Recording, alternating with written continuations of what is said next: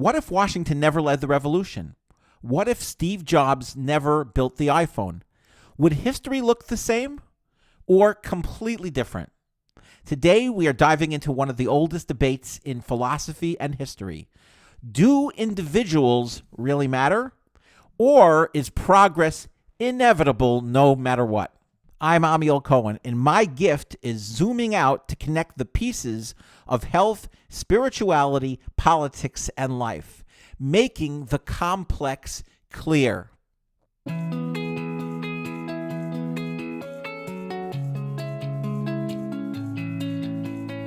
So, do individuals really matter in history? Or are we all just playing out the inevitable story that would have happened anyway? If Steve Jobs hadn't invented the iPhone, wouldn't someone else have done it a few years later? Or if Jackie Robinson hadn't broken the color barrier in baseball, wouldn't another great player eventually have stepped in? If George Washington hadn't led the revolution, wouldn't America still have gained independence at some point? These are important questions, and today I want to explore them with you. Let's be honest. There are forces of history. Technology evolves. People want better lives. Civilization moves forward. And in that sense, yes, progress is inevitable. Smartphones were coming no matter what. The civil rights movement was coming. Human beings push history in a certain direction. But here's the catch. How we get there and how fast we get there depends on individuals. The world will get somewhere eventually. But whether it's the easy way or the hard way, whether it happens in our lifetime or 10 lifetimes later, depends on people. Take Steve Jobs. Would smartphones have existed without him? Absolutely. But he accelerated the timeline by maybe 5, 10 years, maybe more. That acceleration matters. Think about all the businesses that were created in those 10 years. All of the people whose lives changed because they had a powerful device in their pockets sooner. That's not nothing. That changed millions of trajectories. And it's not just acceleration. Every invention lays the foundation for the next one. Without the iPhone, maybe there's no Uber, no Instagram, no TikTok, no political movements shaped by Twitter. When you accelerate one thing, you accelerate everything that builds on top of it. The ripple effect is huge. Some people say, well, if something is inevitable, who cares? We'll get there anyway. But that misses the point. It's like saying, why feed a crying baby if the sun is going to burn out in 2 billion years? We don't live on cosmic time. We live now. Every moment matters. Every year matters. And getting something earlier, a cure, a technology, a breakthrough, changes the lives of real people living in the present. Judaism, Christianity, and Islam all carry this idea that history is going somewhere, toward redemption, toward peace, towards justice. It's not just a cycle, it's a line. In Judaism, we call it the Messianic era. Rabbi Mattis Friedman describes it like this. Number 1, Jews will be proud to be Jewish, living fully as themselves. 2, non-Jews will be good, ethical, and kind. 3, the world itself will be good, less disease, less hunger, more abundance. And honestly, look around. We're not there yet, but we're heading in that direction. Life expectancy is longer. Fewer people live in poverty. More people are sensitive and aware than ever before. Even when we stumble, the arc keeps bending forward. Here's what's fascinating. Everyone believes in this vision. Even if they don't call it messianic, left, right, secular, everybody says the world should be better than it is. Bernie Sanders shouts, "That's not fair." AOC talks about justice. Rabbis, priests, ministers all talk about redemption. Communists promised utopia. Terrorists think their violence will bring about paradise.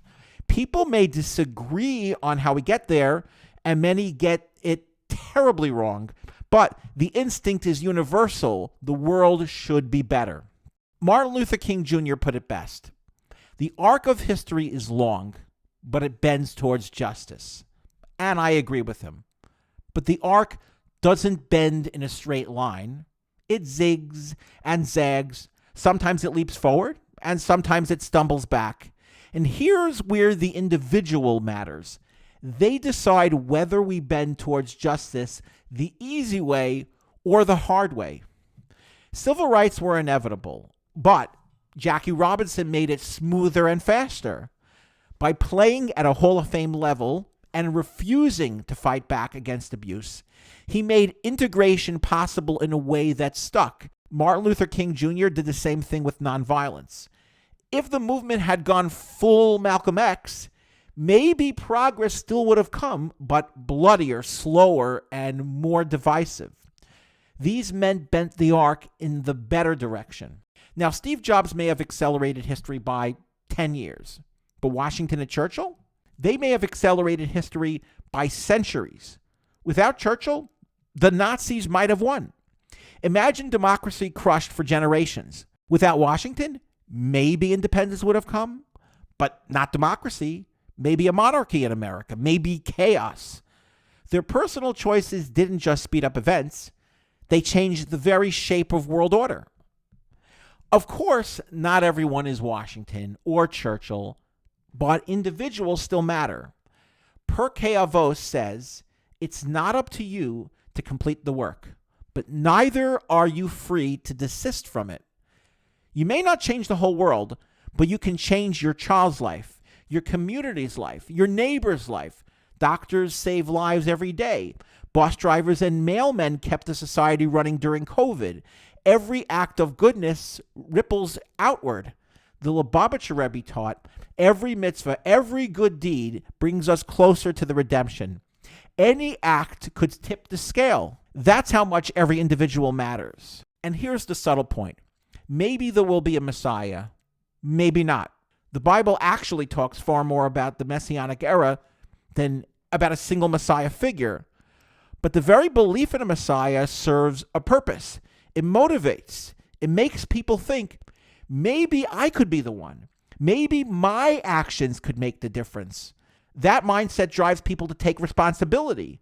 And collectively, that's what ushers in the era. And yes, timing matters. Washington was Washington because the revolution was happening. Lincoln was Lincoln because of the Civil War. Sometimes the moment creates the leader, but not everyone rises to the occasion. I don't think it's random. I believe God places people in those moments to do their part, whether it's Moses, Lincoln, or Churchill. They weren't accidents of history. They were called. So, do individuals really matter? My answer is yes. They absolutely do. History may have an inevitable destination, but the timing, the route, the blood spilled, or peace gained depends on people. Great leaders bend history by centuries. Everyday people bend it in their homes and communities. Every choice, every action, every mitzvah tips the scale. The arc of history bends towards justice. But how quickly and how gently, that's up to us. This is Amiel Cohen, and thanks for listening. Keep coming back for more.